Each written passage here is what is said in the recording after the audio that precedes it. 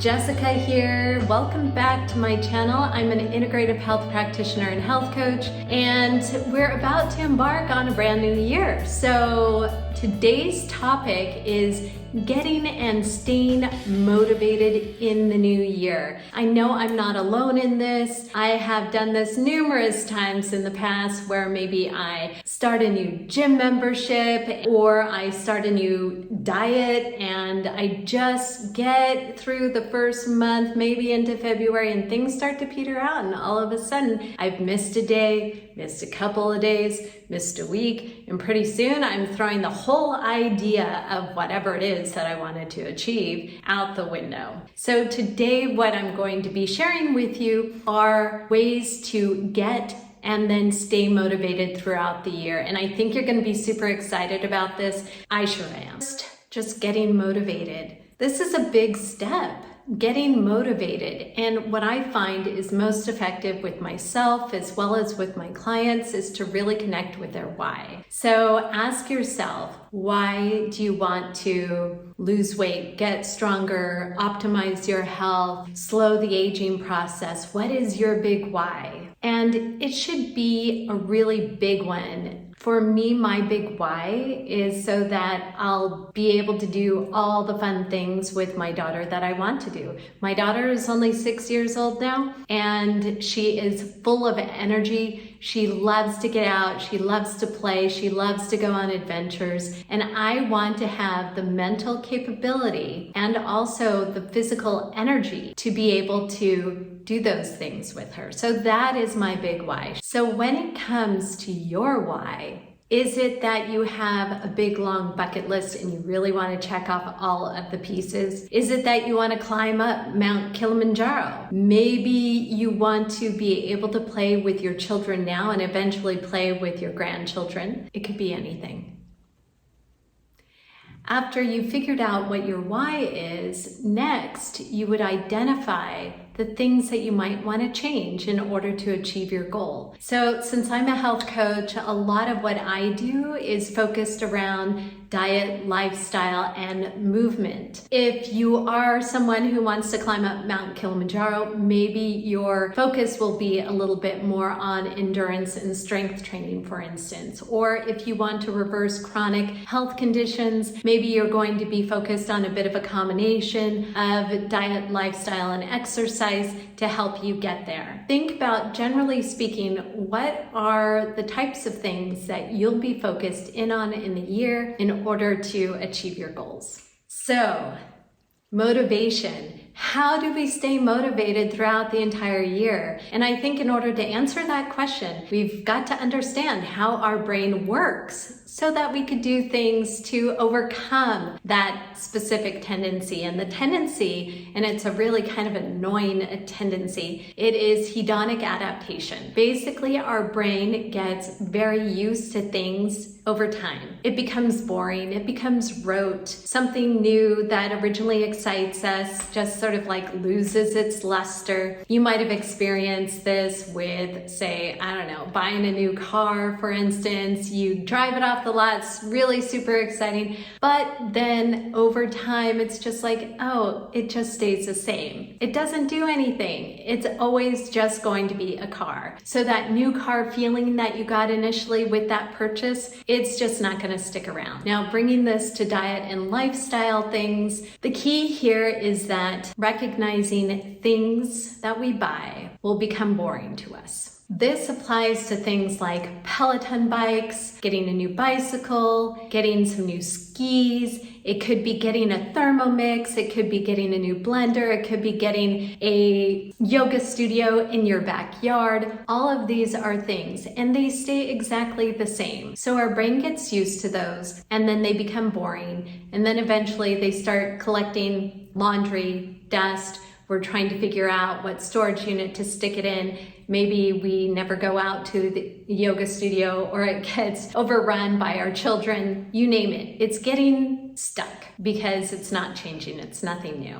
So This is a problem. Now, the way that we work around this is to invest in something that doesn't stick around. That something would be experiences. So for instance, instead of buying that Peloton bike, getting an experience, maybe it's an experience of a backpacking trip with friends. It could be, well, climbing Mount Kilimanjaro. You know, that's a big, big experience. The idea here is that you're having an experience. The experience only lasts for a short period of time, and then that's it. So this is one of the things that you could do to help overcome hedonic adaptation when it comes to diet and lifestyle changes. Now, this doesn't have to apply only to exercise equipment or moving your body. It could also apply to diet. An example might be that you go on a retreat where you learn to eat differently. That could become an experience that has a bit of a trickle effect after you get home. The experience could also be taking a cooking class, learning how to cook something new. That could be a part of your dietary change as well. Another benefit of investing in an experience is that there's a lot of joy in planning in anticipation of that experience. Now you take that and you juxtapose it to purchasing a thing. It might be, oh, I just purchased this rebounder from Amazon and it's just taking forever for it to get there. You might feel more of a sense of impatience rather than anticipation of the experience. Just take, for instance, the backpacking trip. You have the planning process, where are you going to go, and then leading up to that day. Lots of anticipation, lots of excitement around that. That can help you stay motivated. The same can be true for dietary changes. Say, for instance, you want to try out a new eating plan. Maybe you set a beginning and an end date for this experiment. It could be 1 week, it could be a month. You start to plan it out. Okay, what is it that I'm going to be making during this week? What kind of foods and flavors do I like to eat? You could build up some amount of anticipation and joy in that planning process. So that's another way to look at the experience. The other benefit from investing in an experience is simply that you get to talk about the experience afterwards. So say you go on that backpack trip, you come back, you have stories to share. It allows you to essentially relive those memories as you're sharing with your friends. So this helps to increase some of the joy and the motivation around what it is that you're trying to achieve. And you could translate this to, say, that cooking class that you took, or you can translate it to the diet that you tried. Maybe you decided to try a ketogenic diet and you're sharing your experience with a friend. If you had a good experience with that, what could you have a good experience with next that you could then share with friends or family? I just wanted to pause right here. If you're enjoying this content, please be sure to click the subscribe button and like this video. Here's an important tip when it comes to having these experiences and then sharing them with family and friends afterward. You have to be present in the moment when you're having the experience. This is really important because if you're going to the gym and you're just on autopilot, you're not going to really remember what your experience was. You're certainly not going to feel into that experience. It'll also be harder to share any stories around that experience. So when it comes to having an experience, be sure that you're present in the moment. So now that you're present in your experiences, another trick that you could use to help stay motivated is gratitude. Gratitude can play out in a couple of ways. One, you can envision your future, the week ahead, for instance. You could think about all the things that you get to do. Maybe it's a planned experience. Maybe it's just going to a class. As a part of gratitude, you could also look back to the previous week and think, wow, last week was so great. I did these 3 different things and I felt amazing. So expressing to yourself gratitude for what you did the week before and gratitude for what you have planned in anticipation of the week ahead. Another tip in how you could use gratitude for motivation is you could write a gratitude letter. This is something that you could give to someone or something that you just write for yourself. It could be for your personal trainer or your Pilates instructor. It could be anything like that. And what you're really trying to do is you're trying to focus in on, hey, what are the things that they did that really helped me out? Could it be that you've been working with a health coach? Maybe it's something that health coach shared with you. It created an aha moment. Write that in your gratitude letter for these people in your life that are helping you to achieve your goals. Now, one of the interesting things I think about for our mind is that our mind doesn't really think in absolutes. It thinks in terms of a comparison. So when it comes to motivation and staying motivated throughout the year to achieve your goals, think about resetting your reference point. What that could look like is, say if you've been on a health journey for quite some time, maybe you could think back to a time when you were feeling particularly bad. Maybe you've had some chronic illnesses in the past, or maybe there were specific instances where you just felt like you had brain fog or you weren't as strong as you are today. Really think about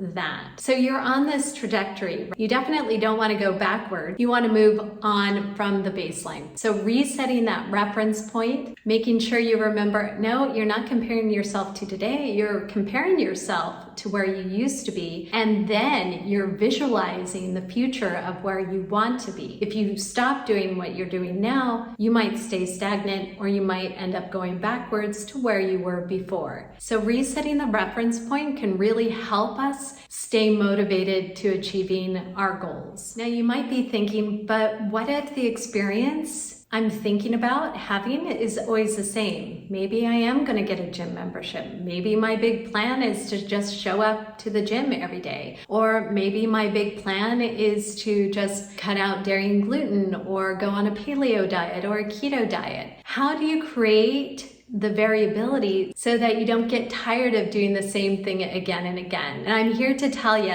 you gotta mix it up. So here are some tricks that I would recommend that you test out. One, okay, you're getting a gym membership. There's probably classes at that gym. I'm going to test out their Pilates class. I'm gonna test out their yoga class. And I'm gonna put a beginning and an end on that. I'm going to do this for 4 weeks, or I'm gonna do this for 3 months, because I know as the seasons change, I'm just gonna be feeling like doing something new. I'm gonna get bored pretty easily. You know yourself better than anyone else. Think about a timeline that you could feel excited and motivated and feel like something is still new to you, and then pick that timeline to try that out. Go ahead and rotate through some of the different experiences, the different classes maybe that gym has, and the more you connect with others during that experience, the better it'll be. Then that gives you something new to look forward to every day, because every day's experience with another person is going to be a little bit different than the last. So breaking up the experiences into smaller bite-sized chunks and then having a variety of things that you do throughout the year can also help you stay more motivated. Be sure to check out my previous videos, how to lose weight over 40 and 5 top health habits for women over 40. I'll see you next week. Bye.